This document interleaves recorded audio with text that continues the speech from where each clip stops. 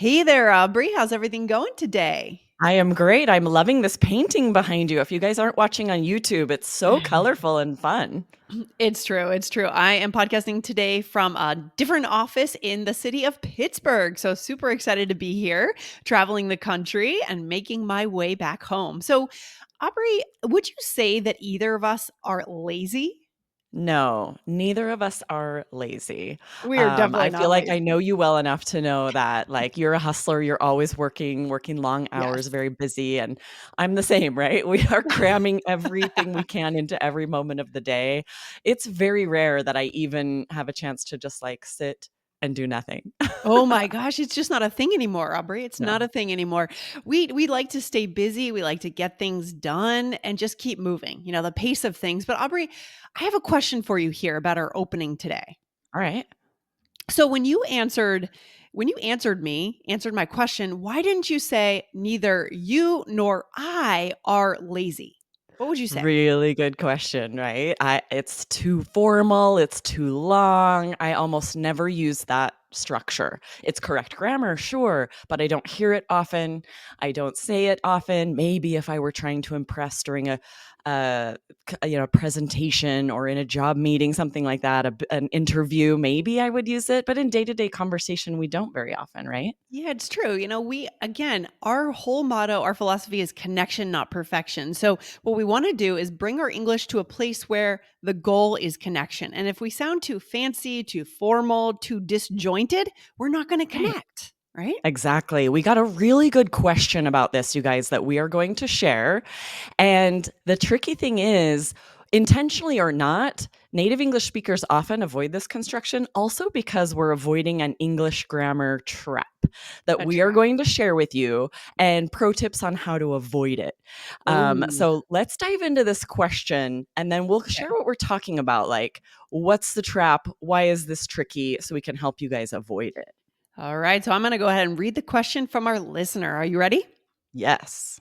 All right. So the listener says, Dear Lindsay, Michelle, and Aubrey, I hope this message finds you well.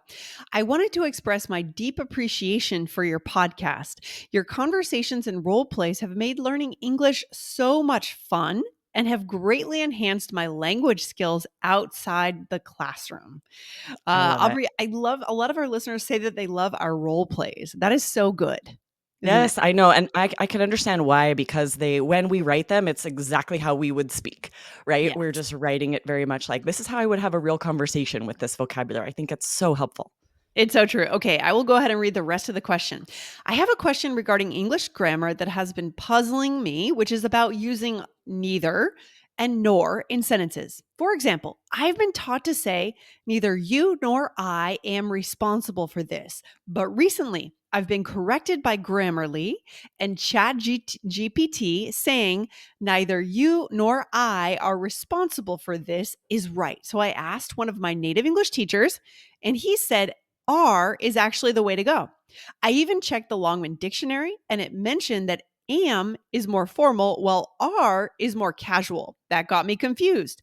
I would appreciate it if you could talk about how to use neither nor correctly. Your advice would mean a lot to me. Thank you so much for your time and for providing a fantastic resource for English learners like me. Warm regards. And this is from Stephanie from Taiwan. Yes, shout Nice. out to Stephanie for this amazing question. It's so Mhm. great when you guys send something specific where you send what you heard, maybe a correction that a native speaker did. This makes it so easy to build a very clear, concise episode around this. So by the end, you guys will know exactly how to use this structure. Yes, and I love that our listeners are using all the tools available to them. A native English Yes. tutor, Grammarly, Chat GPT, the Longman Dictionary. That's kind of how you figure something out, is by consulting multiple sources and bringing the answers together and comparing them. Don't you think, Aubrey? Absolutely, but just like Stephanie found, sometimes all this does is confuse you more because Yeah. with this grammar point, it's very difficult because even grammar experts don't all agree. Just like Stephanie Okay. found, different, the AP style book or Longman, like there are different experts, Oh, grammarians, who will give you different advice. interesting. So, we are going to give you insight into this grammar and share how you can avoid this problem entirely. One good thing is that both work, both are accepted, even though Grammarly is correcting sometimes, I put these both into Grammarly and both were accepted as correct.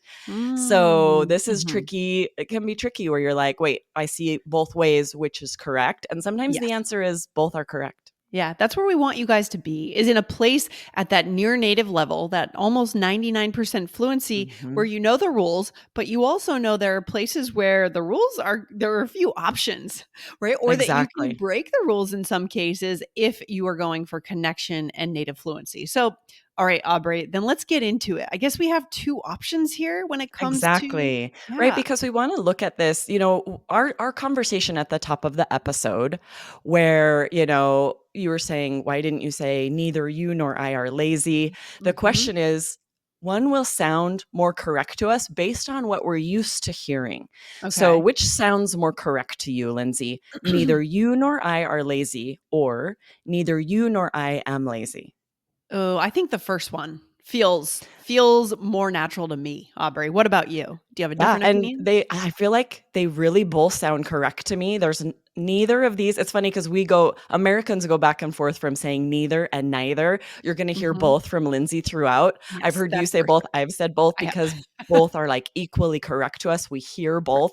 So we apologize if that's confusing. right. Neither and neither are both acceptable pronunciations of that word to us. So you'll hear us say both, right? Yeah, and I'm glad you just said that, Aubrey, because I wanna make sure our listeners know that is not the topic of today's Right, episode, right? exactly. It's not Don't about let that confuse you. pronunciation of neither, neither. That would be much easier, and that is also either one is okay. Exactly. Both are okay in the States. I think in England, neither. I've heard that some Mm. British English speakers have corrected me, been like, "It's neither Oh, and okay. either." So I think those in other English speaking country, but in America, you can use both. No one's gonna bat an eye. But Yeah, for anyway, so to get back to this really quickly, it's really interesting because there is no wrong answer, right? Some grammarians will say option one is the correct way. So let's go into that first. These two options that we gave you, and you were like, okay, the first one sounds kind of right to me. And I'm like, they kind of both sound right. Both are Mhm. acceptable depending on which grammar resource you're looking at, which expert you're talking to. So let's look at option Interesting. one first. Okay, so option one is what it is. Neither you nor I are responsible for this, right, Aubrey?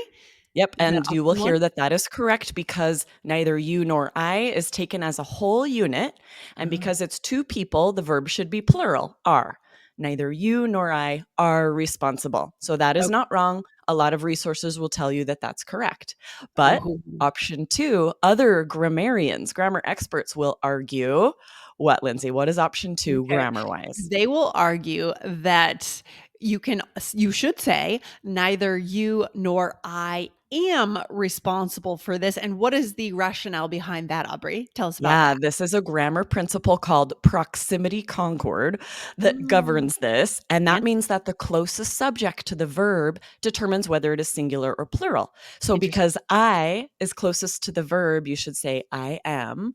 And so we'd say neither you nor I am responsible for this. So grammar experts don't agree. That makes it really difficult in English when we can't just say, this is the correct grammar rule, do this, Yeah. right? Like you said, Lindsay, the good news is both are correct. You don't need to stress about it.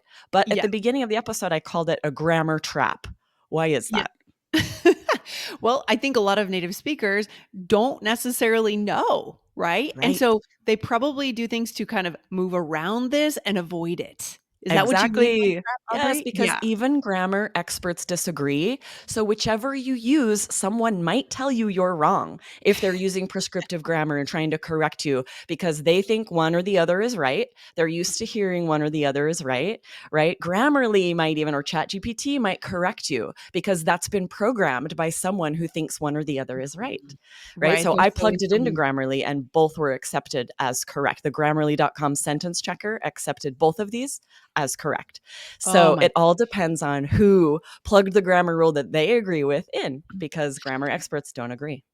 And I think this is a great, on this show, guys, we will show you when grammar is important to be correct. There's a lot of examples in which you have to be correct, right? We are not trying to say you can say anything and everything is fine. Right. There are Right. times when you have to say it correctly. And if you don't, it will prevent connection. But Right. this is one example where, yes, it's a little bit more loose. You do have two options. And if you get stuck on which is correct, you are preventing connection, okay? Exactly, you don't wanna Mhm. get stuck. So, we have a pro tip for you guys to remove the problem, and I saw Okay. a lot of grammar experts, suggesting this online as well, Mm, because the reason it's a trap is depending on who you're talking to, they might think you're wrong, so you can easily remove the problem, which I did naturally in that conversation at the top of the episode. It's a little okay. too formal, it's kind of too long, and so often we just remove it Move it. entirely. Also So what because we're Yeah. not sure what the grammar is, right? And so are we removing neither or neither? Or is that what we're taking out entirely? The structure, neither nor? Okay. Exactly, right? There are other Ooh, ways to say this. We're gonna give you 2 options to just remove that entirely. You don't I need like it. it. It's kind of long, it's kind of formal. Natives It really is. don't use that structure that often, They and really so don't. use these other ways instead so that you don't risk having someone say, "You're saying that wrong." And then you have to say, "Actually, grammar experts disagree. Nobody agrees about that." Right, and these are the tricks that native speakers do use. So let's Yeah. give our listeners 2 ways they could do this, all Yes, right? so the What would be first the is to first? use a compound subject, Okay. right? Instead, you can say, "You and I are not responsible for this." "You and I" Mhm, is a plural compound subject. So you see you're removing the neither nor and just mhm, instead making "you and I" a compound subject. And then okay, because it's compound subject, "you and I are." okay. So let me say the example of how it would be Perfect. using neither nor, and you can correct it or tell us a better way Give you the better with this option. Yes, first the strategy, easier yeah. option. All right, so here is the old way, the difficult way. Neither Mhm. Maria nor I are able to make it to the meeting. Aubrey, And what you would it can be? say instead, right? "Maria and I are not able to attend the meeting." Okay. All right. Remove the Yes. problem, right? I love it. So Yes. here's another example. You correct me, Lindsay. Well, not correct me, but you give Okay. us the easier option. Yes. Neither he nor I can hear the speaker. So we could say he and I both can't hear the speaker. And Yep. would you say there's a slight meaning difference between the two? What do you think, Aubrey? I don't think so. Not I mean not a negligible difference, let's say, It's not right? Not negligible. a It's big not. enough that you can't use this Yeah. interchangeably, right? It's the same Yeah. meaning. He and I both can't hear the speaker means the same Mhm. as neither he nor I can hear the speaker. Yeah, I think the first one has maybe a slight meaning difference in the sense that maybe Maria and I are considered more of a unit, and together we were planning to attend. In this, Mm. Maria and I can are not able to attend the meeting, whereas neither Maria nor I are able to make it to the meeting. It may have been that we would have attended independently, but I think in terms of the practicality of this, it doesn't matter. That's what I would say. Absolutely. Yeah, I Yeah. agree. And you can see from that first example, right? Neither Maria nor I are able to make it to the meeting. There's that chance that someone will be like, you should be saying neither Maria nor I am able to make it to the meeting. So just avoid it. This meaning is definitely close enough that instead you can use a compound subject.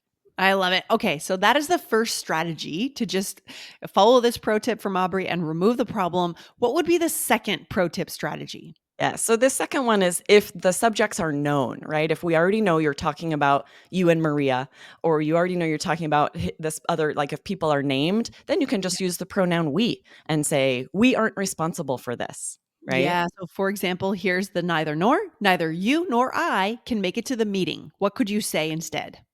We can't make it to the meeting. Right? Yes. The meaning is the same. It is, I wouldn't say less, it's certainly formal enough for any situation, but you can see how the neither you nor I is a little more Yes. formal and definitely longer. And therefore, there are multiple reasons to avoid it.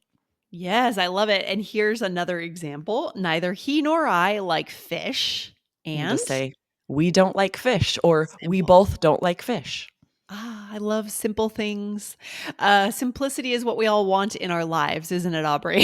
It's what I Exactly, want in my life. right? And every time we talk about grammar like this, it's so interesting to think about like what is the best way to learn grammar? It really is, Aubrey, for sure. So the way that we learned, for example, when I learned French in school, I was Mhm. memorizing grammar rules. I was getting stressed out walking into the classroom. I was writing verb conjugations over and over. It didn't work for me. And what really worked was, being immersed and using a different method, right? Exactly, right? There are so many resources available to us, so many other methods we can use now. Like the more I use the Rosetta Stone app, the more I realize that this is a much better way to learn grammar. Yes, because it's woven into lessons, right? So you learn grammar on Rosetta Stone as you learn how to actually speak. And I think that is a much more organic way to do it, Aubrey. Exactly, right? You guys don't want to be memorizing grammar rules and verb conjugations when you have the option of using an app like Rosetta Stone instead, where you're seeing pictures and you're learning the language along with the grammar in a proven effective way. I love it. Guys, we're excited to be able to offer you an amazing discount as part of our partnership with Rosetta Stone this year. Yes, for a very limited time, you guys can get lifetime access to 25 different languages. It really is a good deal. We love lifetime access. Just $179 for a lifetime membership. That is 40% off the normal price just for All Ears English listeners. Yes, you guys can get this deal at rosettastone.com/AEE and be sure to use coupon code AEE. Right. That is spelled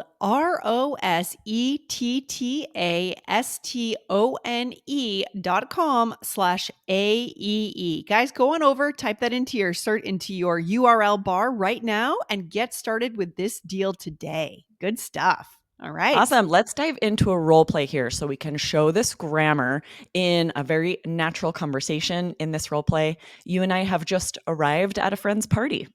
Okay, here we go. Here we go. All right, I'll I'm start ready. us out. Yeah. We both didn't bring anything. At least it's not just me. I wasn't sure if this was a potluck. Jason told me they were catering all the food, so we didn't need to bring anything. Oh, good to know. And you and I both didn't dress up. I was hoping it was casual.